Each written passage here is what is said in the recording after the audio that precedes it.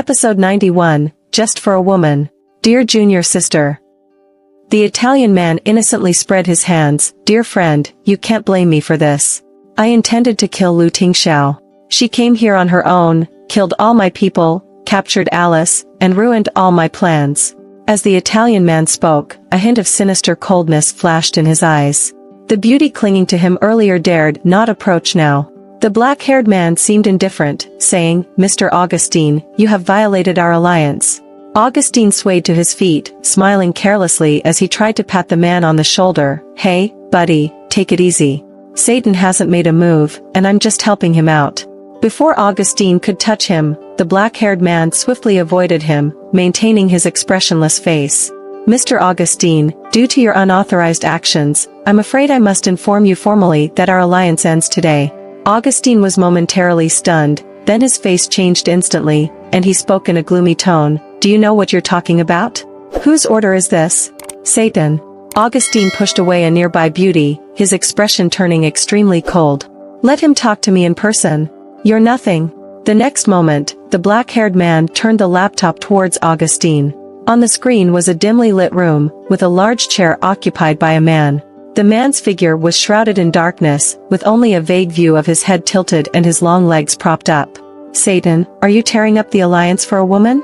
Augustine's face showed anger as he glared at the computer screen, resembling an enraged lion.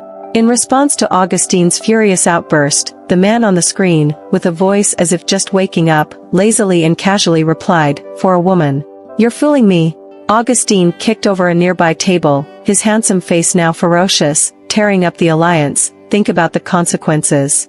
The man on the screen seemed to chuckle. Consequences? Tingyi, you come and tell Augustine. Yes. The black-haired man nodded, then looked at Augustine with ice-cold eyes devoid of any human emotions. Starting from now, all transactions between us are terminated. As soon as he finished speaking, Augustine's drunkenness finally dissipated. His eyes turned crimson, and his handsome face showed no distortion. The termination of all transactions also meant losing 90% of their arms supply channels. Alright, since that's the case, I'll let you know the consequences of betraying an ally now. As Augustine's words fell, the music in the bar abruptly stopped. 7 or 8 burly men with firearms stood up, pointing their dark muzzles directly at Tingyi. Now, with a single command from Augustine, Tingyi would be riddled with bullets.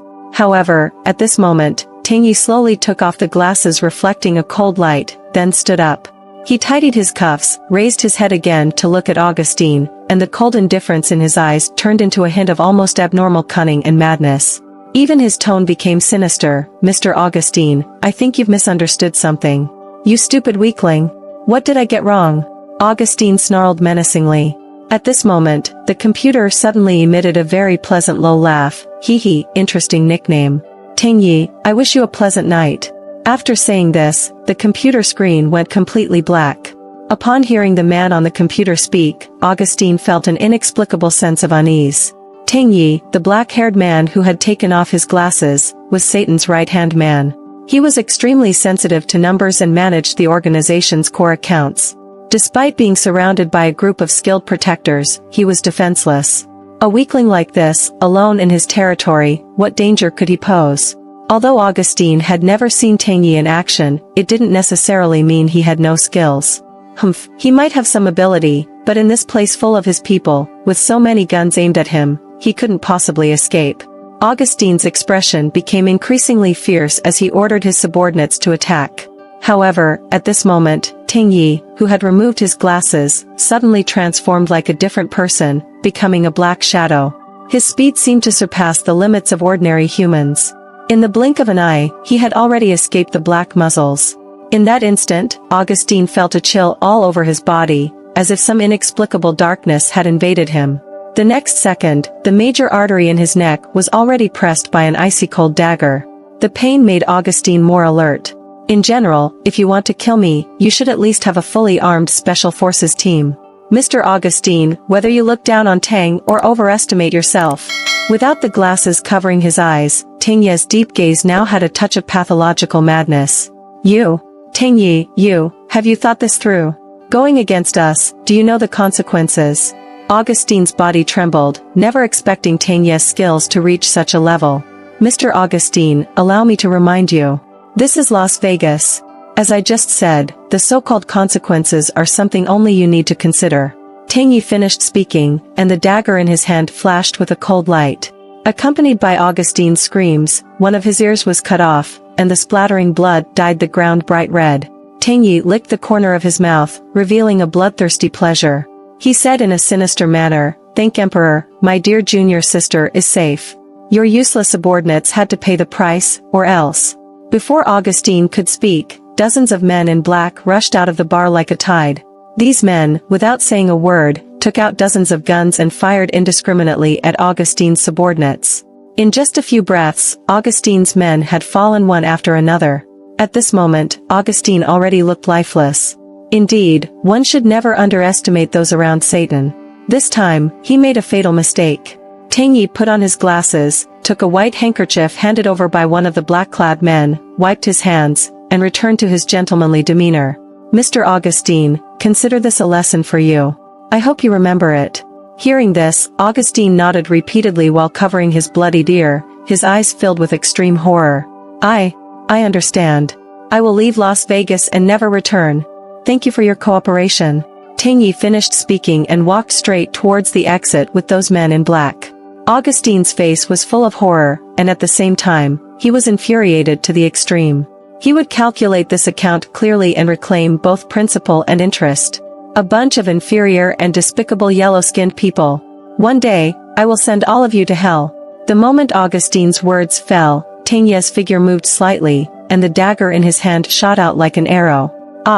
Augustine didn't even know what had happened. His left ear had been cut off by that dagger. "Mr. Augustine, it seems that the ear is just an unnecessary decoration for you." Tang Yi finished speaking, finally satisfied, and walked away. In the bar, only Augustine, who kept wailing in misery, and the corpses scattered all over the floor remained. Philadelphia, inside a hotel. After sending the message, Ningxi threw her phone in frustration. After the reply "this is, of course, the focus," there was no more response. This feeling of being manipulated like a puppet at any time, always on edge, was just too terrible. This time, she was lucky. What if she encountered a more challenging opponent next time? Ningxi stared at the cold-looking Lu Tingxiao across the glass window, a hint of determination flashing in her eyes. No, she couldn't continue to wait passively. Lost in thought about the matter, Lu Tingxiao, who was listening attentively to his subordinates' reports, suddenly raised his head and looked in Ningxi's direction. Ningxi immediately sat up straight, putting on an obedient expression. After thinking for a moment, she found a piece of paper and a pen, then quickly wrote a line, "Boss, may I go to the bathroom? Could you pass me the pen?" After finishing writing, she raised it and waved it in front of Lu Tingxiao. Lu Tingxiao noticed the paper in the girl's hand. After reading the words, the corners of his mouth, which had been cold and tight, slightly curved. His subordinates, who were reporting, paused for a moment, somewhat bewildered. Lu Tingxiao calmly picked up the pen on the table, changed his posture, and reminded his subordinate, "Continue." After receiving confirmation, Ningxi finally ran off like a wisp of smoke. She felt like she had returned to her elementary school days, having to raise her hand and ask the teacher for permission to go to the bathroom. Night fell, and the meeting finally concluded. Walking while talking to Cheng Feng, who was reporting, Xiao Stone had a look of disbelief, so, the boss knew that Hong Jinhao had a problem. It was intentional to let him go, and this deep infiltration into Philadelphia was also intentional. The goal was to lure out whoever is behind him. Cheng Feng nodded, "That's right." However, the final result deviated slightly from our expectations. Although as we anticipated, someone did appear in Philadelphia, it wasn't the person we expected, but another group. Our plan was disrupted. If it weren't for Miss Ning unexpectedly appearing, you wouldn't have been able to delay until our reinforcements arrived. It could have really been troublesome. Stone was still in shock, so, the boss deliberately let him go, hoping to draw out whoever is behind him. This time, if it weren't for Miss Ning saving me, I have nothing to say. I am convinced, wholeheartedly. Although this incident was within the boss's plan, Stone felt even more frustrated. The boss repeatedly instructed him not to act recklessly, to think twice before acting, but he still impulsively believed Hong Jinhao. Xiongji, despite his lack of foresight, considered this incident on his part a massive mistake. However, even his mistake seemed to be within the boss's expectations. It appeared that he was not fully trusted by the boss yet.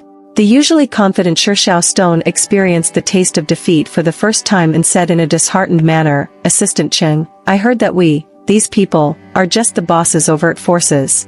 In reality, the boss has another group of followers in the underground, who are much more powerful than we can imagine. Those people are the boss's true confidants. Is that true?" Facing such a formidable opponent as a weak girl, the boss's strength was beyond his belief, not to mention the forces behind him. He actually questioned the boss's judgment of people, insulted him 3 times, and, in the end, the facts proved that he was the ignorant, foolish, arrogant person. Don't overthink it. Your significance to the boss is the same as ours, and you are still young, with plenty of room for growth. There's no need to be impatient. Cheng Feng patted Shao Stone's shoulder to console him and sighed helplessly. This person, Shao Stone, had extremely high talent, but his biggest flaw was his overly impetuous temperament, which led to his stagnant cultivation level. After this lesson, if he could really change this bad habit, it wouldn't be a bad thing. Recalling the time when they arrived at the warehouse with the boss, he only saw Miss Ning's final scene of shooting those people and subduing the foreign woman. The events leading up to that moment were not very clear to him. However, just the fact that she could make someone as arrogant as Shao Stone say convinced implied that this woman might be even more terrifying than he imagined. On the side, Xiongji scratched his head. "Assistant Cheng, who is Miss Ning Shi? Judging by her skills, she's definitely more than just an actress, right? Boss even asked me to protect her. Isn't that a joke? She doesn't seem like someone who needs protection. I really can't figure it out." Cheng Feng pondered. "I don't know much about Miss Ning Shi either. Even after seeing what happened today, I'm still shocked. Don't inquire casually about this matter.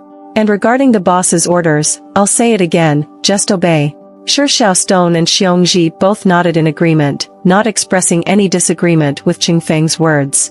Seeing that Lu Tingxiao had finally finished the meeting and was slouching on the sofa, Ningxi crawled up from her nap and said, "Boss, are you done being busy?" Lu Tingxiao, exhausted, pinched his brow. Play by yourself for a while. I'll take a shower." "Oh, okay." Ningxi's eyes rolled, and then she blinked innocently, saying, "Boss, do you need me to stay within your line of sight?" Lu Tingxiao seemed to stagger a bit at her words, then turned around. His dark eyes were profound. "If you continue to cooperate, I have no objection." Humph! Damn it. Clearly, the Great Demon King is too shameless. Moreover, images of the Great Demon King taking a bath unexpectedly floated into her mind. Stop! Watching the girl's aggrieved expression, Lu Tingxiao couldn't help but walk over, messing up her hair with his big palm. His voice was slightly hoarse. "Don't casually say such things. My self-control is not as fragile as you imagine." Here he goes again. And what's wrong with her words? Her words are clearly very pure. Clearly, he is the one who is too shameless. After entering the bathroom, images of Lu Tingxiao's expression when he angrily scolded her earlier inexplicably flashed in Ningxi's mind. Clearly, he was furious, but he endured it just to avoid frightening her. Moreover, there was a high possibility that Lu Tingxiao witnessed the scene of her killing, but he didn't say anything, didn't ask anything, and continued to console her gently as usual. Ningxi hugged her knees, a warm feeling involuntarily appearing on her face. Then, she cleared her throat and began to sing slowly, "When I loved you, I didn't understand feelings. I found that meeting you is the best thing in my life. Who silently guarded me in the wind and rain? It turns out you are the luck I want to keep the most. It turns out we were once so close to love." Although she couldn't be in his line of sight, hearing her voice might bring him peace of mind, right? In the bathroom, Lu Tingxiao suddenly heard the sweet and pleasant voice of the girl. His Arctic heart instantly warmed up like the equatorial sunshine. 3 days later, in the capital city airport of China, after finally dealing with some follow-up matters, they returned to their home country. As they got off the plane, Lu Tingxiao was about to suggest sending Ningxi home first, but Ningxi preemptively said, "Boss, let me take you home." Lu Tingxiao raised an eyebrow at her words. "You're taking me? Isn't this something a man should do for a woman? It's different. Besides the relationship between a man and a woman, you are still my boss, and I am your most loyal employee. Of course, it should be me who takes you home." Only by personally ensuring that he arrived home safely could she be at ease. Seeing the girl earnestly giving her twisted reasons, Lu Tingxiao's lips slightly curved. "It seems to make sense." Ningxi nodded repeatedly, "Of course. So, it must be me taking you home. Alright, you take me. He was naturally willing to spend more time with her in any way. After getting into the car, Lu Tingxiao casually took out his phone and tapped it a few times, sending a text message to his son. 1 hour later, open the window of your room. There was silence on the other end of the phone, with no response. However, Lu Tingxiao wasn't in a hurry. After about 3 minutes, the phone rang, and the little guy sent 3 exclamation marks. Lu Tingxiao's lips slightly curled, knowing that his son had guessed his intention. An hour later, the car arrived outside the gate. Lu Tingxiao glanced up, and sure enough, he saw a little head peeking out of the window. Shortly after, the little head disappeared in a whoosh. A moment later, a tiny figure came running in their direction. Then, without any hesitation, the little guy bypassed his long unseen daddy and rushed straight toward the person behind him. Completely ignored by his son, well, he was used to it. Seeing little Bun, Ningxi's face lit up with joy. She bent down to pick him up and hugged him into her arms. She felt as if she had returned from the hell of blood and gore to the warmth and softness of the human world in an instant. It was so warm and soft that she didn't want to let go. Little Bun clung to Auntie Xiaoxi's arms, like a little boat docking in the harbor, a little bird entering the forest, his whole body overflowing with satisfaction, joy, and reassurance. Holding little Bun in her arms, she had a feeling of returning from a hellish battlefield to the human world in an instant. It was warm and soft, and she didn't want to let go. Little Bun, in Auntie Xiaoxi's arms, looked towards the distance and started to ponder.